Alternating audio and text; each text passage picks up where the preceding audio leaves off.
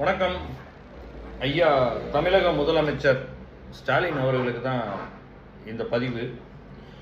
ஐயா, நீங்கள் ரொம்ப இரும்பு கரம் கொண்டு பயங்கரமாக பண்ணிட்டு இருக்கீங்க ஐயா அப்படின்னு நீங்களே உங்களை பெருமையாக பேசிக்கிறீங்க. அதாவது இந்த ஆட்சியை எந்த கொம்பனாலும் குறை சொல்ல முடியாது அப்படி இப்படின்னு நீங்களே உருட்டிக்கிறீங்க.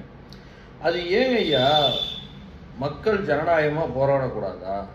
இன்னைக்கு பாஜகவோட மகளிர் அணி போராட்டம், அதாவது போராட்டம் கூட பண்ணல, அறவழியில் ஊர்வலமாக நடந்து சென்னைக்கு வரோம், சென்னையில் வந்து ஆளுநரை சந்திக்கிறோம்னு சொல்கிறாங்க. ஏன் அவங்க நடந்து வந்தால் உங்களுக்கு என்ன அவ்வளோ பயம்?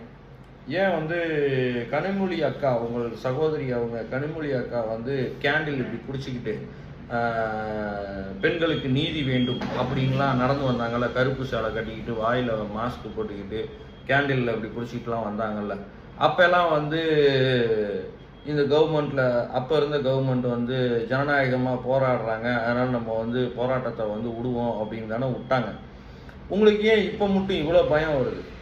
நீங்கள் வந்து சர்வாதிகாரி அப்படின்னு உங்களே நீங்களே சொல்லிக்கிறீங்க. ஆனால் ஒரு போராட்டத்தை பெண்கள் எல்லாம் இணைந்து ஒரு போராட்டம் பண்ணுறோம், ஒரு நடைப்பயணம் வரோம், நடைபேரணி வரோம் அப்படின்னா அதுக்கு இவ்வளோ பயமா? அதுக்கு அவங்களெல்லாம் போட்டு இப்படி அடைச்சி வைக்கிறதா?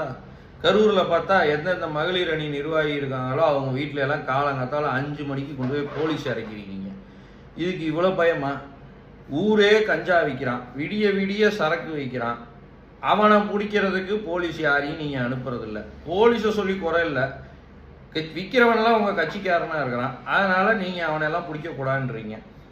பெண்களுக்கு பாதுகாப்பு வேணும், குழந்தைகளுக்கு பெண் குழந்தைகளுக்கு பாதுகாப்பு வேணும்னு சொல்லி பேரணியாக நடந்து வர போகிறோம், ஆளுநரை சந்திக்க போகிறோம்னு சொன்னால் அவங்க ஏதோ தீவிரவாதி மாதிரி வீட்டு சிறைப்படுத்துறீங்க. இதெல்லாம் உங்களுக்கே சங்கடமாக இல்லையா? இப்படியெல்லாம் ஒரு பெண்களை வந்து நம்ம வந்து வீட்டுக்குள்ளே சிறை வைக்கிறோம் அப்படின்னு உங்கள் எப்படி உங்கள்கிட்ட யாருமே சொல்ல மாட்டாங்களா? ஐயா இதெல்லாம் பண்ணாதீங்க, ரொம்ப தப்பாக தெரியுதுங்க, மக்கள்கிட்ட இதெல்லாம் ஆப்போசிட்டாக ப்ரொஜெக்ட் ஆகுதுங்க அப்படின்னு உங்கள்கிட்ட சொல்கிறதுக்காக, உங்களுக்கு அட்வைஸ் பண்ணுறதுக்கு யாரும் இல்லையா முதல்வர் ஐயா? தயவு செஞ்சு சொல்கிறேன் முதல்வர் ஐயா, இந்த மாதிரி கேவலமாக நடந்துக்காதீங்க. இந்த நாட்டில் எல்லாத்துக்கும் கருத்துரிமை, பேச்சுரிமை எல்லாமே இருக்குது. இவ்வளோ மரியாதையாக பேசுகிறோம், இதுக்கு நீங்கள் கேஸ் போட்டாலும் போடுவீங்க, போட்டுக்கோங்க, ஒன்றும் பிரச்சனை இல்லை. 100 நாள்னாலும் நம்மலாம் ஜாலியாக போயிட்டு ஜெயிலில் இருந்துட்டு வர்றதுக்கு ரெடியாக தான் இருக்கோம். உங்களை மாதிரி கேடுகட்ட ஆட்சியை விரட்டணும்னா அப்புறம் எங்களை மாதிரி எல்லாம் ஜெயிலுக்கு போய் தான் ஆகணும், அதை பற்றி நோ ப்ராப்ளம். ஆனால் ரொம்ப சங்கடமாக இருக்கும் முதல்வர் ஐயா, இனிமேலாவது இந்த மாதிரி பெண்களை வீட்டு சிறைப்படுத்துவதெல்லாம் கொஞ்சம் தவிர்த்துக்கோங்க. உங்கள் கேடுகட்ட ஆட்சினால தான் அவங்க நடைப்பயணம் போகிறாங்க. அப்படி இல்லைன்னா அவங்க பாட்டு அன்றாட வேலைகளை செஞ்சுட்டு அவங்க பாட்டு வேலைக்கு போயிட்டு குடும்பத்தை பார்த்துட்டு புள்ளப்பட்டிங்களை பார்த்துட்டு நிம்மதியாக கணவரோடு வாழ்வாங்க. நீங்கள் சரியாக அரசாங்கம் நடத்தாதனால தான் அவங்க நடைப்பயணத்துக்கே வராங்க. அவங்களையும் வரக்கூடாதுன்னு போட்டு மண்டபத்தில் அடைச்சி வைக்கிறீங்க, நிறைய பேர்த்த வீட்டுக்குள்ளேயே வச்சு சிறைப்படுத்துறீங்க. இதெல்லாம் நியாயமா முதல்வர் ஐயா? இந்த மாதிரி கனிமொழி அக்கா நடந்து போகிற போது அப்போ இருந்த ஆட்சியாளர் வீட்டிலேயே சிறை பிடிச்சி வச்சுருந்தாருன்னா நீங்கள் எல்லாம் இன்றைக்கி ஆட்சிக்கு வந்திருக்க முடியுமாங்க ஐயா? இல்லை அந்த பிரச்சனை தான் பெருசாக தெரிஞ்சிருக்குமா? தயவு செஞ்சு மக்கள் போராட்டத்துக்கு எப்படி சொல்கிறது, ஜனநாயக உரிமை இருக்குது, அவங்களுக்கு நம்ம வழி விடுவோம் அப்படின்னு விடுங்க ஐயா.